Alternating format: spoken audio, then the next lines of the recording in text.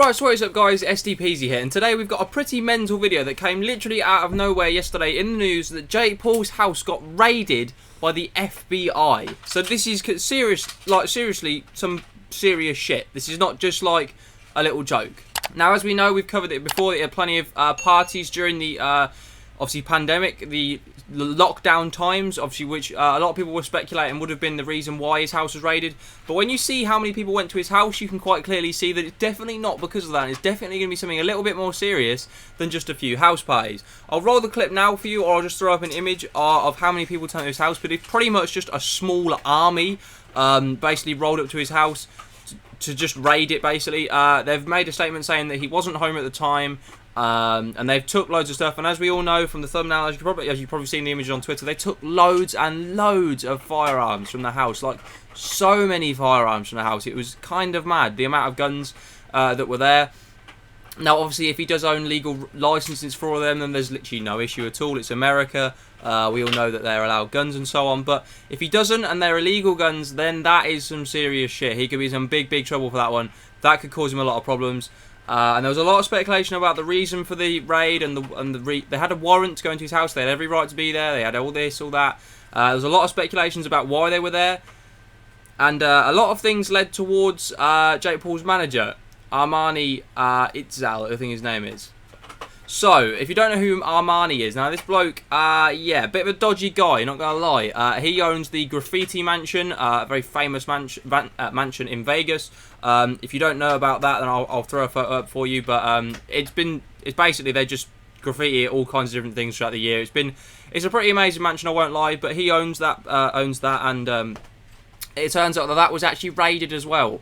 So it's quite clear that there is some link between the two of them here. It wasn't just they were raiding Jake Paul's mansion. They weren't just going for Jake Paul. There's a clear link between him and his manager, Armani. They did raid his mansion and take a lot of stuff, and take 2 people in handcuffs from his mansion. So it's clearly a very serious matter, whatever is happening. Now, if you don't know who Armani is, he's a pretty, like I say, he's a pretty dodgy bloke, and he's had a lot of criminal charges against him in the past. Now, he's literally an A-grade criminal. You can't say he's not a criminal. He's been to jail. He has had plenty of charges thrown at him. He's been to court many times and pleaded guilty.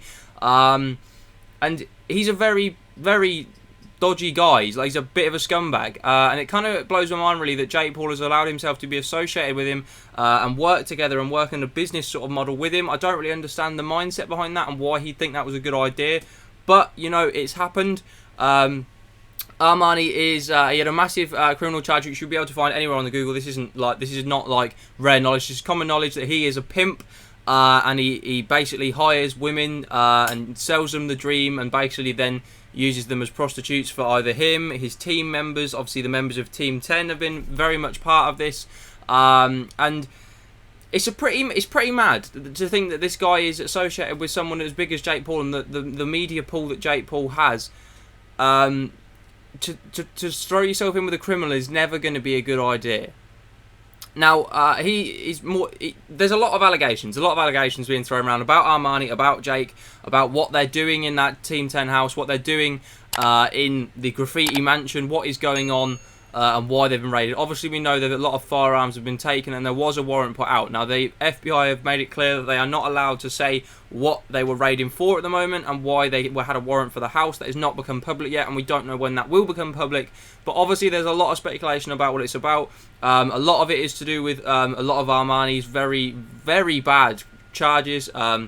A lot of speculation about he's had, well, factually been accused of battery, of robbery, of being a pimp, tax fraud.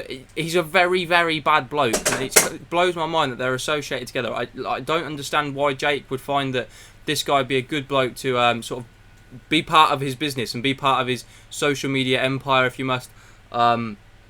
He's just a very bad bloke, and it's very interesting that you'd associate yourself with him. There's been plenty of statements that have come out from ex-Team 10 members and ex-girls that this Armani has hired about how he literally forces them to work for him. If they leave, he threatens them, he beats them up. And the old manager of Team 10 told Jake Paul as he left that he needed to get away from this Armani or he'd be leaving. Obviously, Jake said, we can't leave Armani, he's got all the ideas, the money and so on. And so the old Team 10 member left, and manager, and he did a statement with Keemstar. If you do want to see that, it's on Keemstar's channel already.